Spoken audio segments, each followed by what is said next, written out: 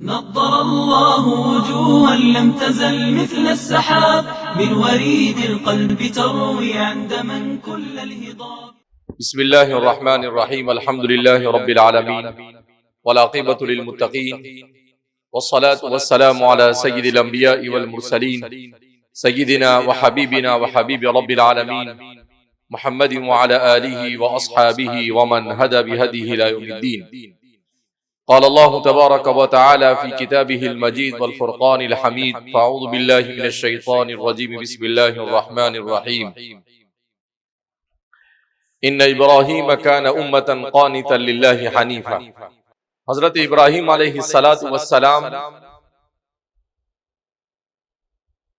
جس وقت سے اللہ رب العزت نے اس کائنات رنگ و بو کو پیدا کیا، اس وقت سے لے کر آج تک دنیا میں جتنے انسانوں کو اللہ نے پیدا کیا، ان انسانوں میں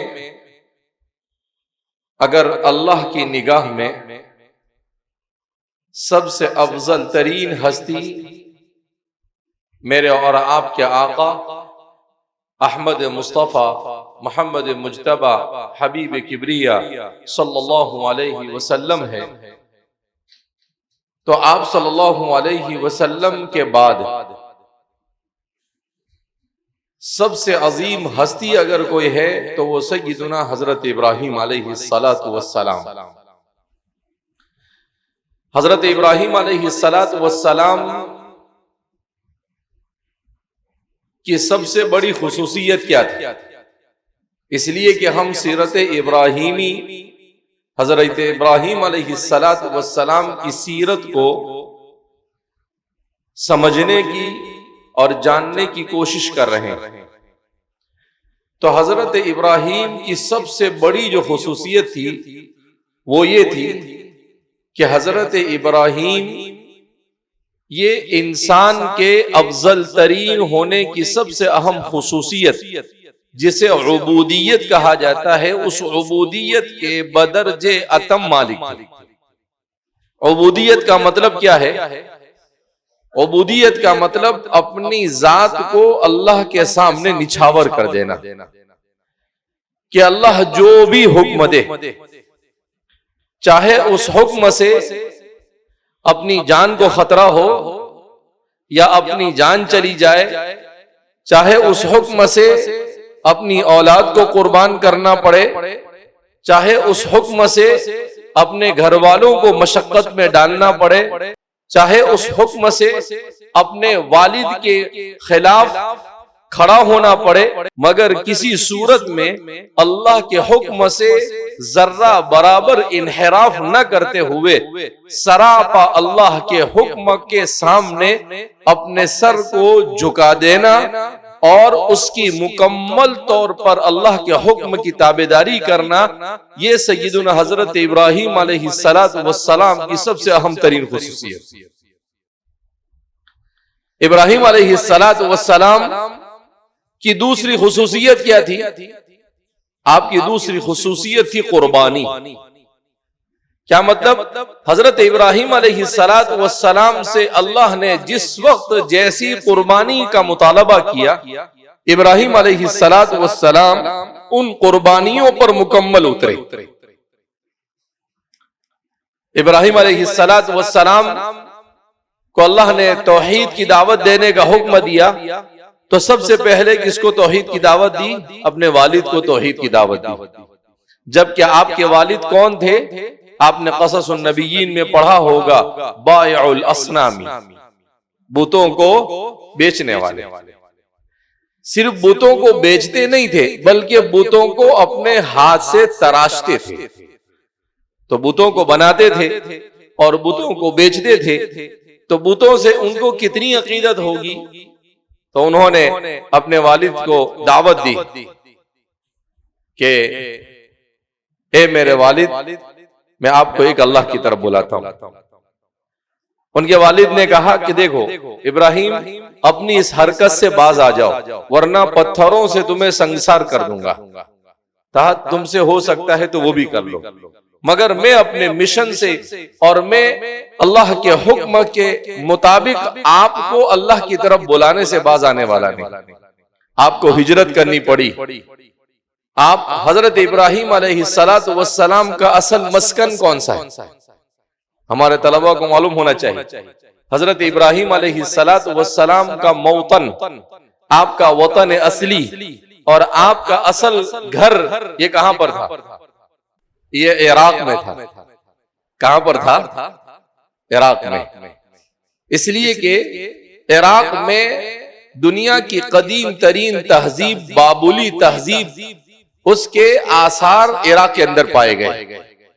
اور آج بھی حضرت ابراہیم علیہ السلام کے گھر کے باقیات عراق کے اندر میں پائے جاتے ہیں. تو آپ اصل تھے عراق. آپ کی پیدائش کہاں پر ہوئی؟ عراق میں ہوئی. اور پھر اس کے بعد جب آپ نے دعوت دی اپنے والد کو، انہوں نے انکار کر دیا. آپ نے بادشاہ کو دعوت دی، اس نے انکار کر دیا. تب پھر آپ نے ہجرت کی، اور ہجرت کر کر آپ عراق سے نکل کر کہاں گئے؟ فلسطین گئے. کہاں پر گئے؟ فلسطین گئے. اور پھر آپ فلسطین میں مقیم ہوئے، اور آپ کا مزار کہاں پر ہے؟ فلسطین میں. حضرت ابراہیم دفن کہاں پر ہوئے؟ فلسطین میں ہوئے. حضرت اسماعیل کہاں ہوئے؟ مکہ مکرمہ میں. حضرت ہاجرہ کہاں دفن ہوئی؟ مکہ مکرمہ میں. مگر حضرت ابراہیم کا مزار جو ہے وہ فلسطین میں پایا جاتا ہے. ابھی 3 سال پہلے الحمدللہ میرا وہاں جانا ہوا. ایک جگہ ہے جس کو الخلیل شہر کہا جاتا ہے، مدینۃ الخلیل. حضرت ابراہیم ہی کے نام سے واتخذ اللہ ابراہیم خلیلا، کہ اللہ نے ابراہیم کو اپنا خلیل بنایا. تو وہاں پر حضرت ابراہیم علیہ السلام کا مزار پایا جاتا ہے. حضرت یعقوب کا مزار بھی وہاں پر ہے، حضرت اسحاق کا مزار بھی وہاں پر ہے، حضرت سارہ کا مزار بھی وہاں پر ہے، حضرت یوسف کا مزار بھی وہاں پر ہے. ان سب پورے خاندان کا مزار، ان کی قبریں ایک ساتھ الخلیل کے اندر میں پائی جاتی ہے. تو آپ کو ہجرت کرنی پڑی عراق سے کہاں؟ فلسطین کی طرف. اور آپ نے اس کے لیے ہجرت بھی کی. آپ نے اپنے بچے کو، شیرخوار بچے کو کہاں پر چھوڑ دیا؟ وادی غیر ذی زرع، ایسی وادی میں چھوڑا جہاں پر کچھ بھی نہیں تھا، وہاں پر چھوڑ دیا. مکہ مکرمہ اس پہلے زمانے میں جب اللہ نے اس دنیا کو بنایا، اس زمانے میں مکہ مکرمہ یہ سرسبز و شاداب علاقہ تھا. کیسا علاقہ تھا؟ سرسبز و شاداب علاقہ تھا. پھر اس کے بعد ایک زمانے کے بعد وہ پورا ریگستان میں تبدیل ہو گئے. اور نبی کریم صلی اللہ علیہ وسلم کا فرمان ہے کہ قیامت سے پہلے دوبارہ وہ سرسبز و شاداب ہوگا. قیامت سے پہلے دوبارہ وہ سرسبز و شاداب ہوگا. اور اب وہ دوبارہ سرسبز و شاداب ہونا شروع ہو چکا ہے. وہاں بارشیں ہو رہی ہے. پہلے وہاں گھاس نہیں اگتی تھی، ہم لوگ خود دیکھ رہے ہیں ابھی وہاں پر گھاس اگ رہی ہے. وہاں پر ریگستان کی جگہ پر جنگل وجود میں آ رہے ہیں. تو دوبارہ اللہ کے رسول صلی اللہ علیہ وسلم نے کہا یرجع مروجا وانہارا، وہاں پر نہریں جاری ہوگی، وہاں پر نہریں ہو رہی ہے، وہاں پر برف گر رہا ہے. جو پورا گرم علاقہ تھا کوئی سوچ نہیں سکتا تھا آج سے 10 سال پہلے، اب پچھلے 2-3 سال سے سعودی عرب اور حجاز کے بعض علاقوں کے اندر میں برف کی بارش ہو رہی ہے. تو موسم تبدیل ہو رہا ہے اور وہ علاقہ بھی تبدیل ہو رہا ہے. اللہ کے رسول صلی اللہ علیہ وسلم کی اس بات کی تصدیق آج کی سائنس نے بھی کی ہے کہ وہ پورا حجاز کا علاقہ کسی زمانے میں مروجن و انہارا، سرسبز و شاداب اور نہروں والا تھا. پھر وہ ڈیزرٹ میں تبدیل ہوا، یعنی ریگستان میں تبدیل ہوا. اور پھر اب دوبارہ وہ کس کی طرف تبدیل ہونے جا رہا ہے؟ تو یہ اللہ کا بہرحال. تو حضرت ابراہیم کو، حضرت اسماعیل کو وہاں پر چھوڑا، اور اللہ رب العزت نے حضرت ابراہیم علیہ السلام کہ ان تمام قربانیوں کی وجہ سے اور سر تسلیم خم کرنے کی وجہ سے اور یہ سب کچھ کرنے کے بعد بھی اللہ سے کیا کہتے ہیں؟ ربنا تقبل منا، ایسا انہیں اپنے کسی قربانی اور کسی عمل پر ناز نہیں کہ میں نے ایسا کر دیا. ہمارے یہاں تو تھوڑا کچھ آدمی کرتا ہے تو ایسا کالر اٹھانا کیا کر دیتا ہے, شروع کر دیتا ہے. تو نہیں, ابراہیم نے کالر نہیں اٹھایا.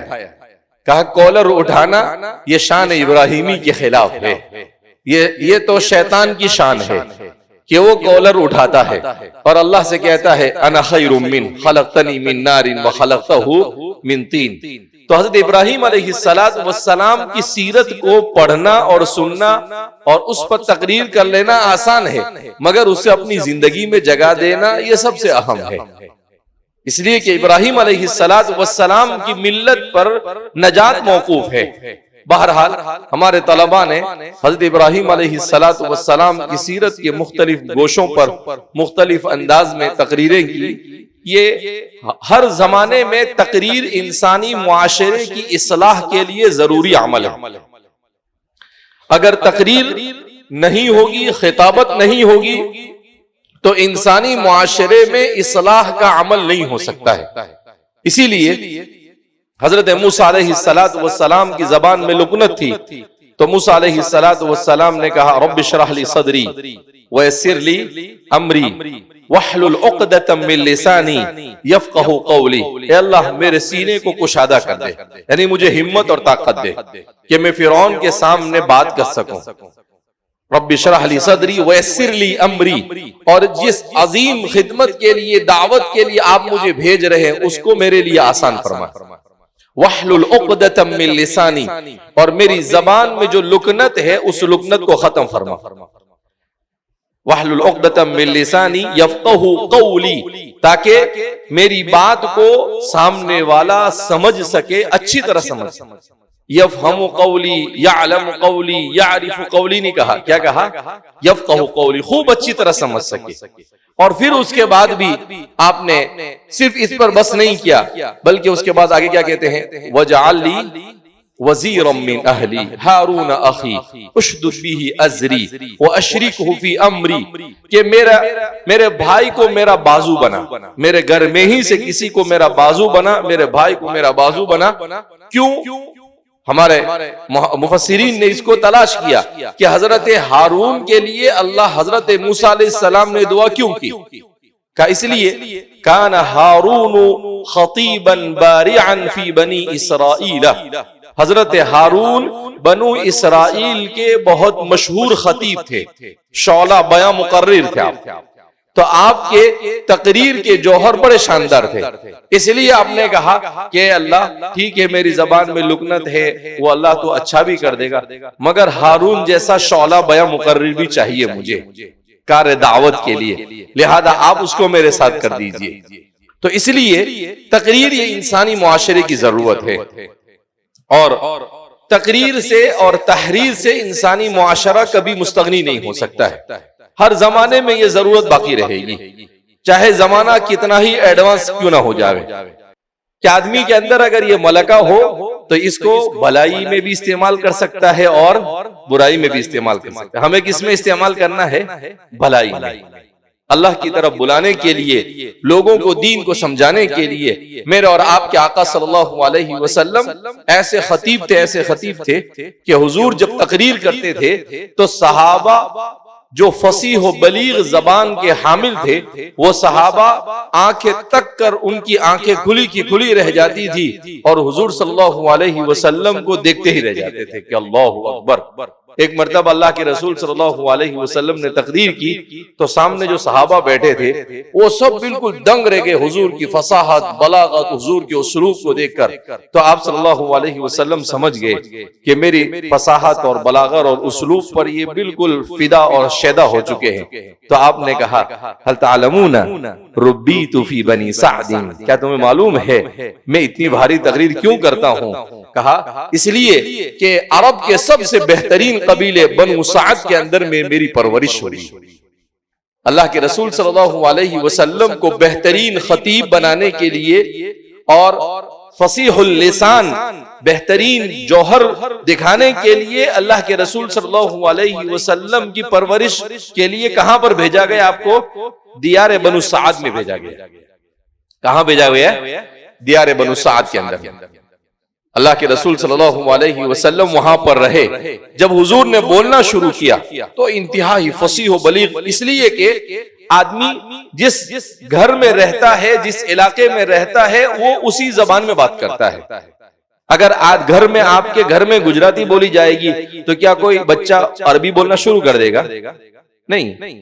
اگر گجراتی بولیں گے تو بچہ بھی کون سی زبان بولے گا؟ گجراتی بولے گا.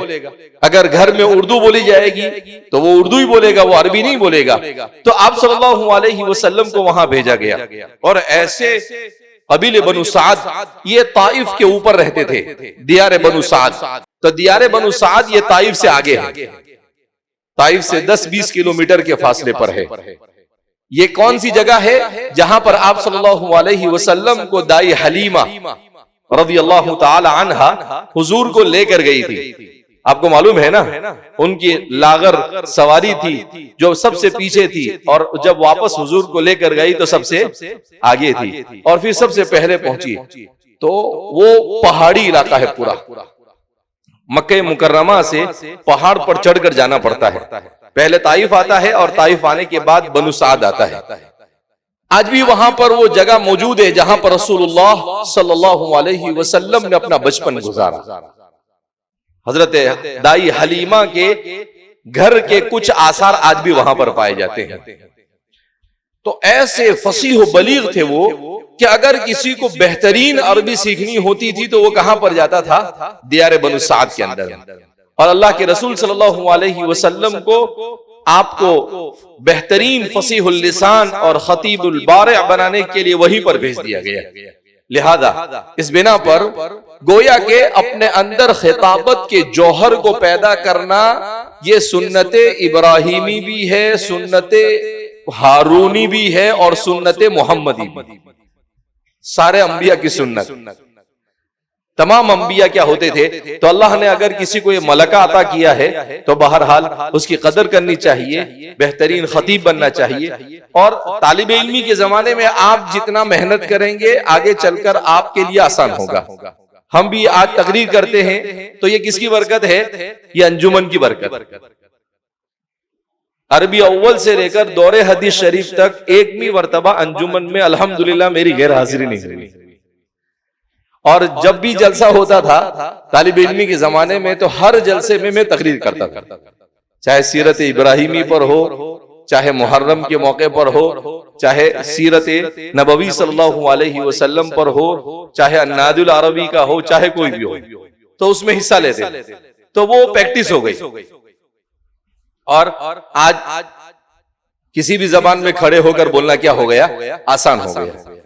تو اس لیے طالب علم کو اس میں جھجک نہیں محسوس کرنی چاہیے اور خوب بڑھ چڑھ کر اس میں حصہ لینا چاہیے. ابھی سال شروع ہو رہا ہے، جو طلبہ ہمارے باری کے اوپر بہانہ بنا کر بیماری کا بہانہ کرتے ہیں، کسی کو تقریر نہیں کرنی ہے، یاد نہیں ہے تو بولے پیٹ میں بہت تکلیف ہو رہی ہے. ہم آپ کے سارے بہانے جانتے ہیں. کوئی کیا کرتا ہے؟ ارے بھائی ایسا بولنا نا، میں بیمار ہوں، میں ہاسپٹل چلا جاتا ہوں، ایسا بول کے ہاسپٹل چلا جاتا ہے. کوئی کہتا ہے کہ ایسا بولتا نا حضرت کے کام سے گیا ہے. تو کچھ نہ کچھ بہانہ کر کر آدمی اپنی باری کو کیا مرتا ہے؟ گلی مارنے کی کوشش کرتا ہے. مگر آپ ایک باری کی گلی مار رہے ہیں، آپ یوں سمجھیے اپنی زندگی کی ایک مہارت کو گنوا رہے ہیں جس پر آپ کو زندگی بھر پچھتانا پڑے گا. اس لیے کہ بعد میں کہیں پر آپ کو کھڑا کریں گے، حضرت تشریف لائیے، 2-4 بات آپ بیان کیجئے. میں معذرت چاہتا ہوں، میں تقریر نہیں کر سکتا. تو اس لیے باری میں گلی نہیں مارنی چاہیے. کیسا بھی کر کر آدمی کو ٹوٹا پھوٹا تقریر کرتے رہنا چاہیے تاکہ آدمی کے اندر یہ ملکہ پیدا ہو. بہرحال اللہ رب العزت نے ہمارے اس جامعہ میں اس نظام کو جاری کیا. ہمارے والد صاحب خود فرماتے تھے کہ میں بھی طالب علم کے زمانے میں خوب تقریر کرتا تھا. میں نے کہا نا کہ ہر کوئی بھی اعلان کرنا ہوتا تھا تو کون اعلان کرتا تھا؟ ممبر کے پاس مائک لے کر نماز کے بعد والد صاحب کہتے ہیں میں کھڑا ہو جاتا تھا اور کہتا تھا کہ بھئی یہ اعلان ہے، یہ اعلان ہے. کہا میں مائک لوں تو طلبہ سمجھ جاتے تھے کہ یہ ابھی کچھ نہ کچھ اعلان کیا کرنے والا ہے. تو آدمی کو سب چیزیں کرنی پڑتی ہے. کرتے کرتے آدمی کیا ہو جاتا ہے؟ پریکٹس ہونے سے آدمی پرفیکٹ ہو جاتا ہے. کہ بار بار آدمی کسی چیز کو کرتا ہے تو پھر اس کے اندر میں وہ صلاحیت مضبوط ہو جاتی ہے۔ بہرحال تو جن طلباء نے شرکت کی، اللہ رب العزت ان طلباء کو مزید زور بیانی عطا فرمائے، اور جنہوں نے شرکت نہیں کی انہیں آئندہ شرکت کرنے کی کوشش کرنی چاہیے، اور اپنے آپ کو ہر زبان میں تقریر کا عادی بنانے کی کوشش کرنی چاہیے۔